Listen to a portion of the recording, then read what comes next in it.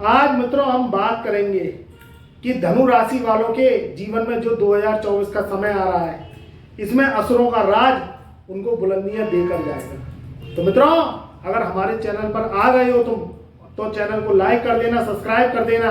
जो पुराने लोग हैं उन्होंने तो सब्सक्राइब कर दिया होगा, जो नए लोग हैं उनसे हम आग्रह करते हैं कि एक लाल वाला जो बटन है, जो सब्सक्राइब का बटन है, उसको प्रेस कर दो और घंटी वाले बटन को, नोटिफिकेशन को ऑन कर दो, जिससे कोई भी जानकारी है जब हम वीडियो को प्लेस करें तो तुम्हारे तक नोटिफिकेशन के माध्यम से पहले पहुंच सके और तुम कोई भी वीडियो मिस नहीं कर पाओ। अगर आप चैनल को सब्सक्राइब नहीं करते हैं तो उससे नोटिफिकेशन हमारा नहीं पहुंच पाता है और आप हमारी वीडियो को मिस कर देते हैं।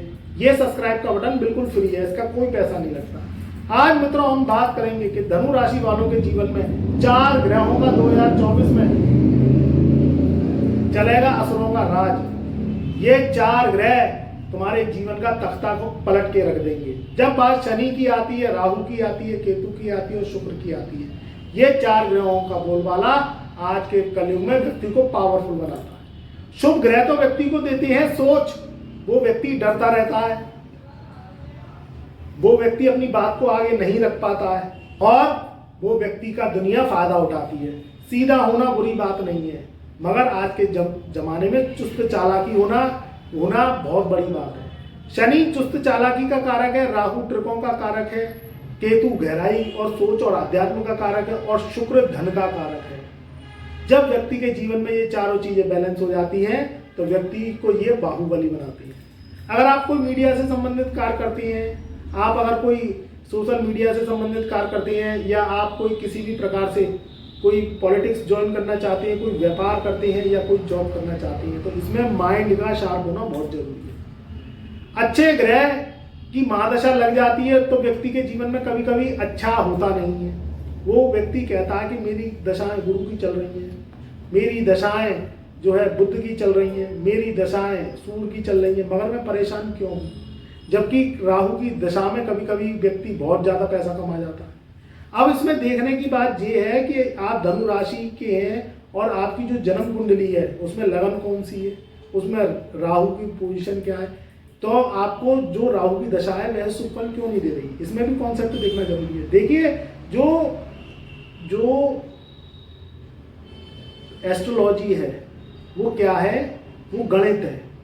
ये कथा नहीं है कि सुनते चले जाओ सुनते चले जाओ सुनते चले जाओ, इसमें हर चीज में कॉन्सेप्ट क्लियर होना जरूरी है। अब जो धनु राशि वाले हैं, अब उनकी राहु की दशाएं चल रही हैं और राहु बलवान है तो उनके जीवन में ऑटोमेटिकली ये ट्रिकों से सुख देता चला जाता है, धन आता है, धन आता है। और दूसरी बात कि राहु की पोजीशन कुंडली में कैसी है, उससे पहले हम ये देखते हैं कि शनि की पोजीशन कैसी है। अगर शनि की पोजीशन आपकी कुंडली में अच्छी नहीं है तो राहु की दशाएं सुफल नहीं देंगी आपको। राहु भले ही तीसरे घर में बली होके बैठा हो, आप ये देखते रहेंगे हमेशा कि राहु तो मेरा तीसरे घर में बली है मगर मुझे लाभ नहीं मिल रहा, पैसा नहीं आ रहा। भाई पैसा क्यों नहीं आ रहा? आपने रेमेडीज करी, राहु के उपाय करे, कुंडली का ग्रहों का भोग लगाया, माता पिता की सेवा करी, जर जोरू जमीन के सिद्धांतों को तोड़ोगे तो जीवन में सुख नहीं मिलेगा। जीवन है दुआएं लेने का। आज के समय में राहु केतु शनि को खुश करना है तो आपको अपनी हर महीने जेब में से कुछ ना कुछ इनका ग्रहों का भोग लगाना पड़ेगा। अब कुंडली में पितृदोष है, कुंडली में काल सर्प योग है, कुंडली में राहु नीच का है, शनि नीच का बैठा है, गुरु वक्री है, गुरु अशुभ अवस्था में नीच का होकर बैठा है, तो फल कैसे मिलेंगे जब तक कुंडली के भार नहीं उतारोगे। और चाहते हो कि लखपति करोड़पति बन जाए, बनोगे, निश्चित बनोगे, मगर ग्रहों को खुश करना बहुत जरूरी है। अब ये असुरों का जो राज है इसमें क्या है, इसमें असुर तुम्हें एक माइंड गोल्ड सेट करने को देते हैं। जो लोग ट्रेडिंग से संबंधित कार्य करते हैं वो पैसे वाले हैं, अगर वह पुराने अनुभवी और राहु उनकी कुंडली में बलवान है, क्योंकि ये क्या है, असुर ग्रह ही तुम्हें पैसे वाला बना सकते हैं। जो शुभ ग्रह हैं वो तो एक आम जिंदगी देते हैं।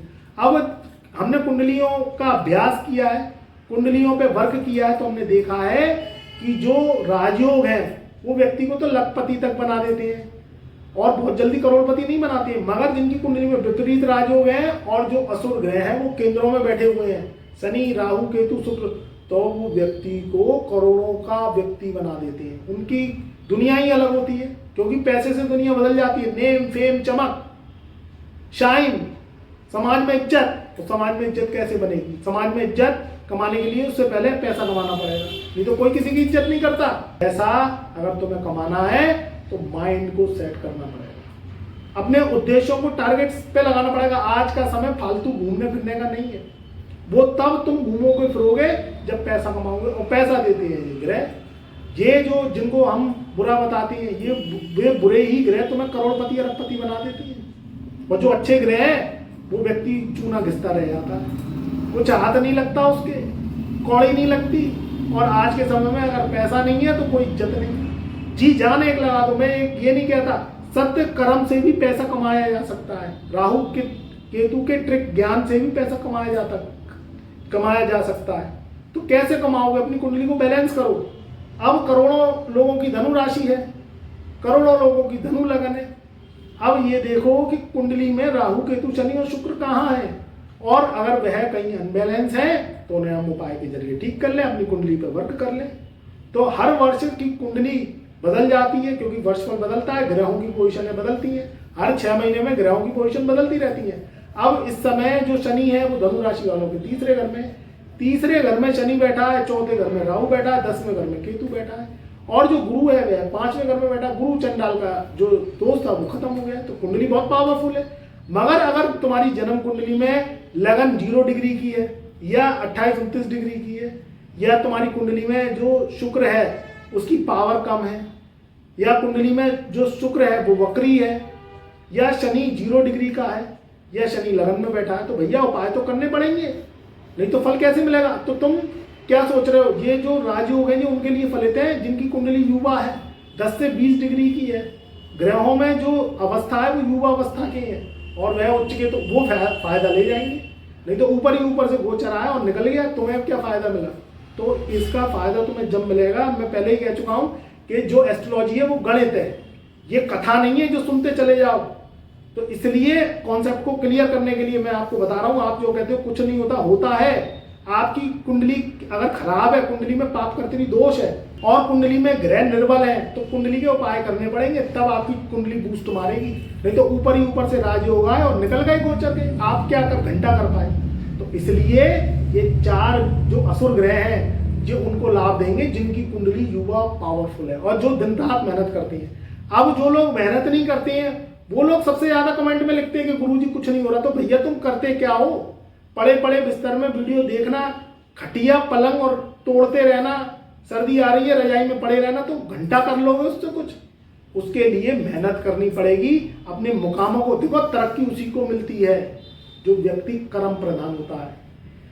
तुम्हें कर्म ऊपर वाले ने दिया है करने को, सत्कर्म करो, मेहनत करो तो मिलेगा, निश्चित मिलेगा। एस्ट्रोलॉजी क्या है? तुम्हें मार्गदर्शन करती है। एस्ट्रोलॉजी कोई कथा नहीं है कि सुनते चले गए, ये गणित का सार है। इसमें व्यक्ति करोड़पति अरबपति बनता है मगर वह कर्मशील होता है। अब खाली तुम वीडियो देखते रहो और कर्म मत करो। हमने कहीं राजयोग बन रहे हैं तो उसमें वर्क स्टार्ट करिए। आप देखिए कैसे जिंदगी आपकी आसान होगी। ये समय कैश करने का। अब 30 जो तारीख है जून की 2024 की, उसमें शनि मार्गी रहेंगे, तो तुम जो भी कर्म करोगे वो लगते चले जाएंगे। अब शनि बकरी होने का इंतजार कर रहे हो क्या?